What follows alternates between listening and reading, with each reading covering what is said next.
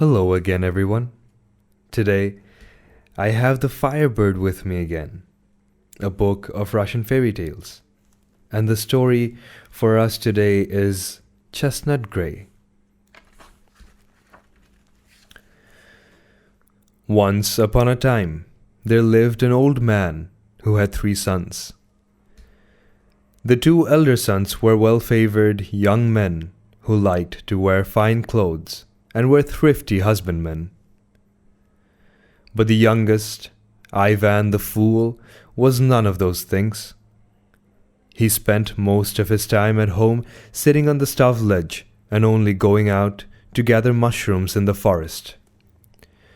When the time came for the old man to die, he called his 3 sons to his side and said to them, "When I die, you must come to my grave every night for 3 nights and bring me some bread to eat." The old man died and was buried, and that night the time came for the eldest brother to go to his grave. But he was too lazy, or else too frightened to go, and he said to Ivan the Fool, "If you will only go in my stead to our father's grave tonight, Ivan, I shall buy you a honey cake." Ivan readily agreed, took some bread, and went to his father's grave. He sat down by the grave and waited to see what would happen. On the stroke of midnight, the earth crumbled apart, and the old father rose out of his grave and said, "Who is there? Is it you, my firstborn? Tell me, how everything fares in Rus? Are the dogs barking, the wolves howling, or my child weeping?" And Ivan replied, "It is I, your son, father, and all is quiet in Rus." Then the father ate his fill of the bread Ivan had brought and lay down in his grave again.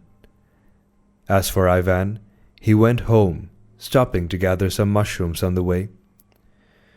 When he reached home, his eldest brother asked, "Did you see our father?"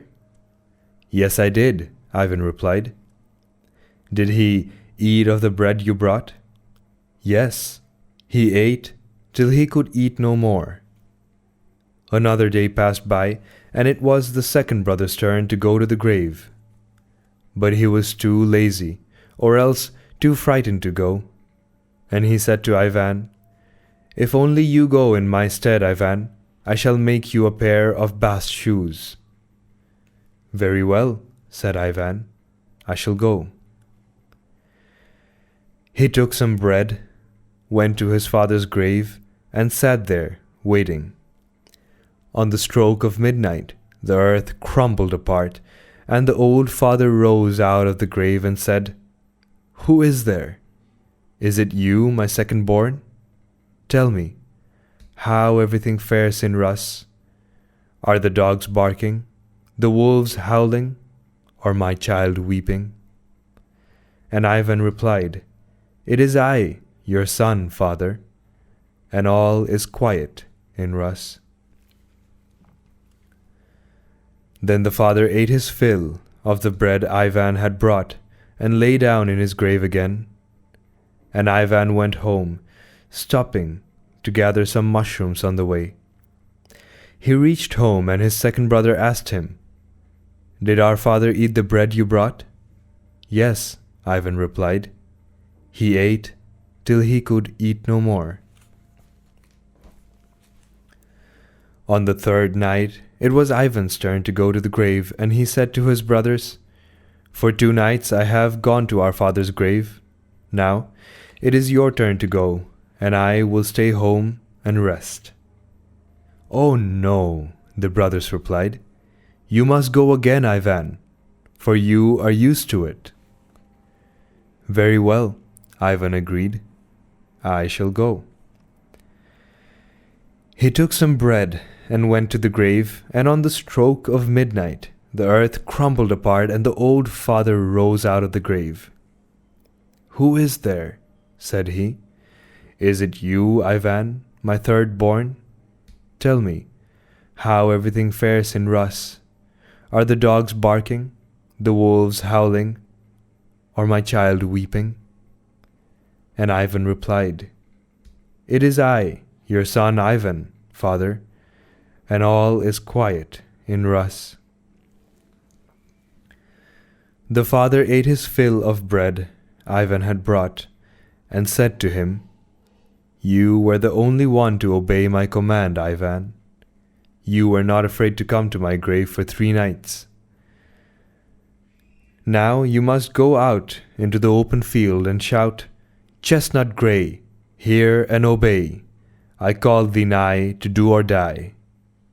When the horse appears before you, climb onto his right ear and come out of his left, and you will turn into as comely a lad as ever was seen.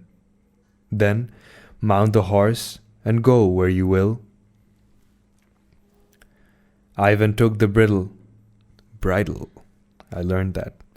Ivan took the bridle his father gave him, thanked him, and went home, stopping to gather some mushrooms on the way. He reached home and his brothers asked him, "Did you see our father, Ivan?" "Yes, I did," Ivan replied. "Did he eat the bread you brought?" "Yes. He ate till he could eat no more, and he bade me not to go to his grave any more." Now, at this very time, the Tsar had a call sounded abroad for all handsome, unmarried young men to gather at court. The Tsar's daughter, Tsarevna Lovely, had ordered a castle of 12 pillars and 12 rows of oak logs to be built for herself.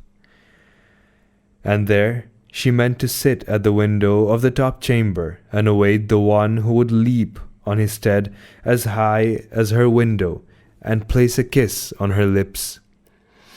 To him who succeeded, whether of high or low birth, the Tsar would give Tsarevna Lovely, his daughter, in marriage, and half his tsardom besides.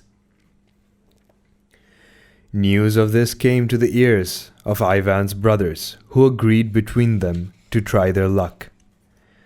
They gave a feed of oats to their goodly steeds, and led them from the stables, and themselves put on their best apparel, and combed down their curly locks. And Ivan, who was sitting on the stove ledge behind the chimney, said to them, "Take me with you, my brothers, and let me try my luck too." "You silly sit on the stove," laughed they. "You will only be mocked at if you go with us. Better go and hunt for mushrooms in the forest." The brothers mounted their goodly steeds, cocked their hats, gave a whistle and a whoop, and galloped off down the road in a cloud of dust. And Ivan took the bridle his father had given him, went out into the open field and shouted as his father had told him, "Chestnut Grey, hear and obey. I call thee nigh to do or die." And lo and behold, a charger came running towards him. The earth shook under his hoofs. His nostrils spurted flame, and clouds of smoke poured from his ears. The charger galloped up to Ivan, stood stock still, and said, "What is your wish, Ivan?" Ivan stroked the steed's neck, bridled him, climbed on to his right ear, and came out through the left. And lo, he was turned into a youth as fair as the sky at dawn, the handsomest youth that ever was born. He got up on Chestnut Grey's back. And set off for the Tsar's palace. On went Chestnut Grey with a snort and a neigh, passing mountain and dale with a swish of his tail, skirting houses and trees as quick as the breeze. When Ivan arrived at the court, the palace grounds were teeming with people. There stood the castle of 12 pillars and 12 rows of oak logs, and in its highest attic, at the window of her chamber, sat Tsarevna Lovely. The Tsar stepped out on the porch and said, "He from amongst you, good youths, who leaps up on his steed as high as yon window and places a kiss upon my daughter's lips, shall have her in marriage and have my tsardom besides." One after another, the wooers of Tsarevna Lovely rode up and pranced and leaped, but alas, the window was out of their reach. Ivan's two brothers tried with the rest, but with no better success. When Ivan's turn came, he sent Chestnut Grey at a gallop, and with a whoop and a shout leapt up as high as the highest row of logs but two. On he came again, and leapt up as high as the highest row but one. One more chance was left him, and he pranced and whirled Chestnut Grey around and around, till the steed chafed and fumed. Then bounding like fire past her window, he took a great leap, and placed a kiss on the honey-sweet lips of Tsarevna Lovely. And the Tsarevna struck his brow with her signet ring, and left her seal on him. The people roared, "Hold him! Stop him!" But Ivan and his steed were gone in a cloud of dust. Off they galloped to the open field, and Ivan climbed into Chestnut Grey's left ear and came out through the right, and lo, he was changed to his proper shape again. Then he let Chestnut Grey run free, and himself went home, stopping to gather some mushrooms on the way. He came into the house, bound his forehead with a rag, climbed up on the stove ledge, and lay there as before. By and by his brothers arrived, and began telling him where they had been, and what they had seen. "Many were the wooers of the Tsarevna Lovely, and handsome too," they said, "but one there was who outshone them all. He leapt up on his fiery steed to the Tsarevna's window, and he kissed her lips. We saw him come, but we did not see him go," said Ivan from his perch behind the chimney. "Perhaps it was me you saw." His brothers flew into a temper and said, "Stop your silly talk, fool! Sit there on your stove and eat your mushrooms." Then Ivan untied the rag and covered the seal from the Tsarevna's signet ring, and at once a bright glow lit up the hut. The brothers were frightened and cried, "What are you doing, fool? You'll burn down the house." The next day the Tsar held a feast to which he summoned all his subjects, boyars and nobles and common folk, rich and poor, young and old. Ivan's brothers too prepared to attend the feast. "Take me with you, my brothers," Ivan begged. "What?" they laughed. "You will only be mocked at by all. Stay here on your stove and eat your mushrooms." The brothers then mounted their goodly steeds and rode away, and Ivan followed them on foot. He came to the Tsar's palace and seated him in a far corner. Tsarevna Lovely now began to make the round of all the guests. She offered each a drink from the cup of mead she carried, and she looked at their brows to see if her seal was there. She made the round of all the guests except Ivan, and when she approached him, her heart sank. He was all smutted with soot, and his hair stood on end. Said Tsarevna Lovely, "Who are you? Where do you come from? And why is your brow bound with a rag?" "I hurt myself in falling," Ivan replied. The Tsarevna unwound the rag, and a bright glow at once lit up the palace. "That is my seal," she cried.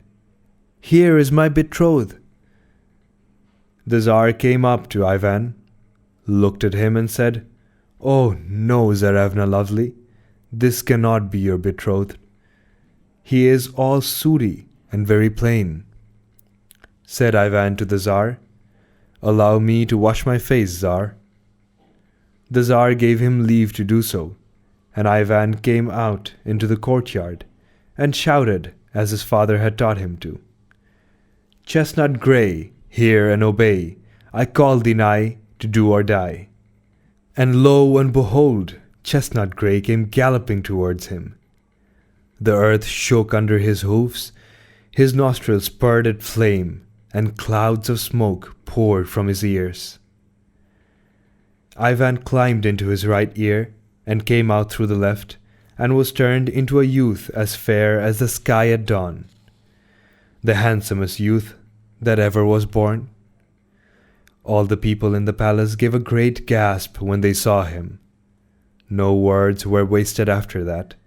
Ivan married Tsarevna Lovely, and a merry feast was held to celebrate their wedding. Let's keep it at that for today. I hope you enjoyed this. Ha, Debra.